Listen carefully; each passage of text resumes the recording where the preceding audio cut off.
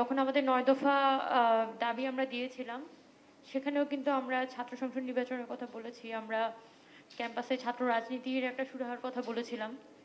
কিন্তু ৫ আগস্টের পরে আমরা যেটা এক্সপেক্ট করেছিলাম যে হয়তো আমরা একটা যৌক্তিক সমাধান পাবো এবং আমাদের বিশ্ববিদ্যালয়গুলোতে একটা ডেইলি বেসিসে মানে রেগুলার বেসিসে ছাত্র সংসদ নির্বাচন অনুষ্ঠিত হবে। তো ৫ আগস্ট পরবর্তী সময়ে আমার একটা কথা মনে আছে যে একটা মুন্সিগঞ্জের একটা কলেজের স্টুডেন্টরা আমার সাথে কথা বলছিল এবং তারাও খুব এনথুজিয়াস্টিক ছিল। দে আর ভেরি এনথুজিয়াস্টিক, যারা চাচ্ছিল যে তাদের যে হরগঙ্গা কলেজ সেখানে যাতে ছাত্র সংসদ নির্বাচন তারা আয়োজন করতে চায়। তো এই যে ৫ আগস্টের একটা অভ্যুত্থানের মধ্য দিয়ে একটা যে ওয়েভ তৈরি হয়েছিল, সবাই একটা স্টুডেন্ট সেন্ট্রিজম ক্যাম্পাসগুলোর মধ্যে আমরা দেখতে পেয়েছি। ছাত্ররা এখানে সেলিব্রেটেড হচ্ছে এবং আমাদের ইউনিভার্সিটি ক্যাম্পাস বলি বা বিভিন্ন স্টুডেন্টদের মধ্যে কিন্তু ছাত্র সংসদ নির্বাচন হবে এটা সবাই ধরে নিয়েছিল এবং কে কিভাবে কত দ্রুত সময়ের মধ্যে আদায় করতে পারবে এটা নিয়ে সবার কনসার্নটা ছিল।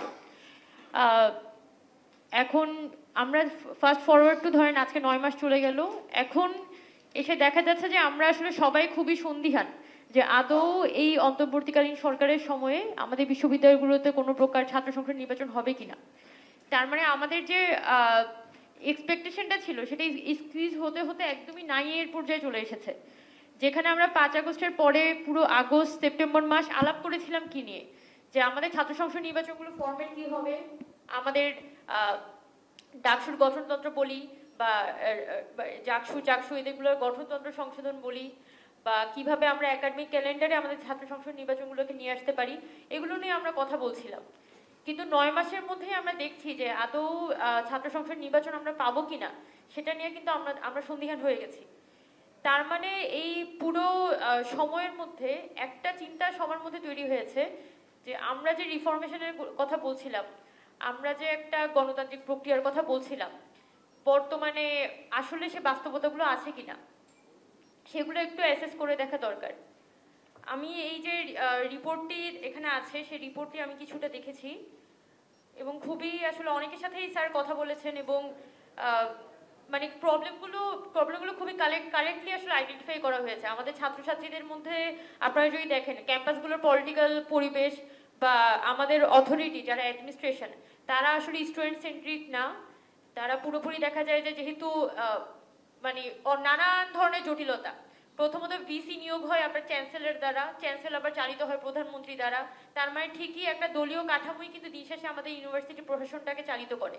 তার মানে আমি যতই বলি না কেন যে আমার মানে ছাত্র সংসদ নির্বাচনটাকে নিরপেক্ষভাবে হতে হবে, ছাত্র সংসদ নির্বাচনটা আসলে দিবে আমাদের ইউনিভার্সিটি প্রশাসন।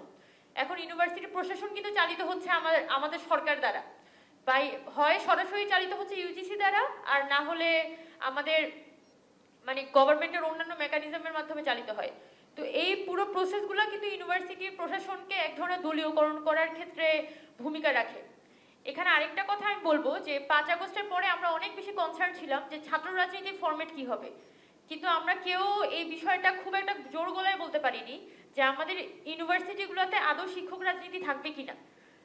কিন্তু আমরা যদি ইউনিভার্সিটিগুলোর সব থেকে রুট অফ অল প্রবলেমস আমরা যদি দেখি, ছাত্রদের মধ্যে যদি একটা সমস্যা মীমাংসা হয়েও যায়, তাও কোথাও না কোথাও অ্যাডমিনিস্ট্রেশনের মাধ্যমে দেখা যাচ্ছে যে একটা কলকাঠি নাড়া হয় পেছন থেকে, যেটা বর্তমানে আমরা ছাত্র সংসদের ক্ষেত্রে দেখছি। আমাদের ইউনিভার্সিটি প্রশাসনের সাথে যখন আমরা কথা বলি, দে আর ভেরি পজিটিভ, সবাই নির্বাচন চায়, সামহাউ সব ছাত্র সংগঠন নির্বাচন চায়, সামহাউ ইউনিভার্সিটির প্রশাসনগুলো নির্বাচন চাই, কিন্তু সামহাউ নির্বাচনটা হচ্ছে না। মানে খুবই একটা ভেগ কনসেপ্টের উপর কিন্তু ছাত্র সংসদ নির্বাচনগুলো ঝুলে আছে। তার মানে বোঝা যাচ্ছে যে এই যে আমাদের অ্যাডমিনিস্ট্রেশন এবং আমাদের মানে ছাত্রদের যে রাজনীতিকরণ, সেটা তো অনেক বেশি কোয়েশ্চেন হচ্ছে বর্তমানে এসে। কিন্তু আমাদের অ্যাডমিনিস্ট্রেশনের যে একটা রাজনীতিকরণ, আমাদের শিক্ষকদের যে রাজনীতিকরণ, সেটা কিন্তু এখনো আমরা খুব বেশি কোয়েশ্চেনিং এর আন্ডারে আনতে পারিনি।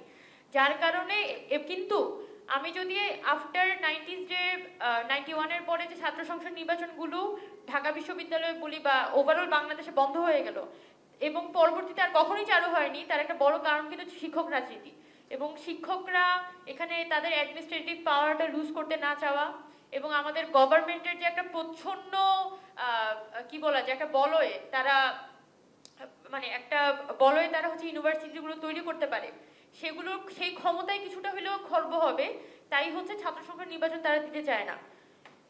তো এই প্রবলেমসগুলো সবাই আমরা কম বেশি জানি, কিন্তু কিভাবে করে আমরা এই জটিলতাগুলো নিরসন করতে পারবো, আরো মানে আরো ইউনিনামাসলি আমরা আসলে এই যে ছাত্র সংসদ নির্বাচনের দাবিতে আমরা এগিয়ে যেতে পারবো, আমরা সামনে আসতে পারবো, এই ফরম্যাটগুলো নিয়ে আসলে আমরা চিন্তা করছি। আমরা এগুলা নিয়ে বরং বেশি কনসার্ন। কারণ ছাত্র সংসদ নির্বাচন কেন হচ্ছে না গত 20 বছর 25 বছরে? একবার শুধুমাত্র ঢাকা ইউনিভার্সিটিতে হয়েছিল, যেটাও খুবই কোয়েশ্চেনেবল একটা ইলেকশন। এবং ইলেকশন হলেও সেটা ফরম্যাটটা কি হল সংসদীয় ইলেকশনই হবে, মানে হলের মধ্যে কি আমরা ভোটিংটা দিব কিনা, নাকি আমরা একাডেমিক ভবনগুলোতে ভোটটা দিব, এগুলোও কিন্তু একটা কনসার্নের বিষয়। কারণ হল একটা ইউনিভার্সিটির স্টুডেন্টদের যদি কেউ পলিটিসাইজ করতে চায় তাহলে অ্যাকচুয়ালি হলগুলোকে কন্ট্রোল করতে হয়। এখন এই হলগুলার যদি বর্তমান পরিস্থিতি দেখি, সেখানে কি আপনি একদমই নির্দলীয় নিরপেক্ষভাবে একটা ভোট নির্বাচন করতে পারবেন কিনা, সেগুলো কিন্তু একটা অ্যাসেসমেন্টের বিষয়। সেজন্য আমার মনে হয় এখানে বিভিন্ন সময় যে দাবিটা উঠেছে যে একাডেমিক ভবনগুলোতে বা ফ্যাকাল্টি ভিত্তিকভাবে নির্বাচন আয়োজন করা, সেই দাবিগুলোকেও নতুন করে রিঅ্যাসেস করা যেতে পারে। এখন সব থেকে বড় কথা যে আমাদের যে অ্যাডমিনিস্ট্রেটিভ সিস্টেম, সেই অ্যাডমিনিস্ট্রেটিভ সিস্টেমের যদি হচ্ছে এই ছাত্র সংসদ নির্বাচনটাকে একদম ফাইনলি ইনপুট করা না যায়, যেমন আপনার ইউনিভার্সিটির যে অর্ডিন্যান্স থাকে বা ইউজিসির যে রুলস থাকে, সেখানের মধ্যে যদি এই ছাত্র সংসদ নির্বাচনগুলো একদমই ক্যালেন্ডার মাফিক নির্বাচনটা করতে হবে, এই ধরনের রুলস যদি হচ্ছে ইনপুট করা না যায়, তাহলে আসলে আমার মনে হয় না যে বর্তমানে কোনোভাবে অ্যাডমিনিস্ট্রেশনকে আমরা চাপ দিতে পারবো। বরং যেটার সম্ভাবনা তৈরি হয়েছে, যেটা আমরা বর্তমানে দেখছি, যে অ্যাডমিনিস্ট্রেশন পুরো প্রসেসটাকে একটা দীর্ঘসূত্রিতার মধ্যে ফেলে দেয়। তারা কিন্তু সরাসরি ছাত্র সংসদ নির্বাচনের ব্যাপারে না বলে না, কিন্তু অ্যাডমিনিস্ট্রেশন যেটা করে পুরো একটা প্রক্রিয়াগত একটা জটিলতা তৈরি করে। কিন্তু যদি অ্যাডমিনিস্ট্রেশনের কাছে ওই বাধ্যবাধকতা থাকতো যে প্রতি বছর একবার তার এই ছাত্র সংসদ নির্বাচনটা আয়োজন করতেই হবে, এবং এটা একদম লিগেল আইনের মাধ্যমে, সেটা মানে একদম ইউনিভার্সিটি রুলস এর মধ্য দিয়ে সেটা ইমপ্লাইড হইতো, তাহলে কিন্তু ইউনিভার্সিটি প্রশাসনকে আমাদের ছাত্র সংগঠন বলি বা আমাদের স্টুডেন্ট বডিগুলোর পক্ষ থেকে পুশ করা সম্ভব হতো। এটাই আমার পক্ষ থেকে আমার কিছু সাজেশনস আছে হয়তো। এবং এই পুরো জিনিসটা আসলে একটা দীর্ঘ ফাইটের ব্যাপার।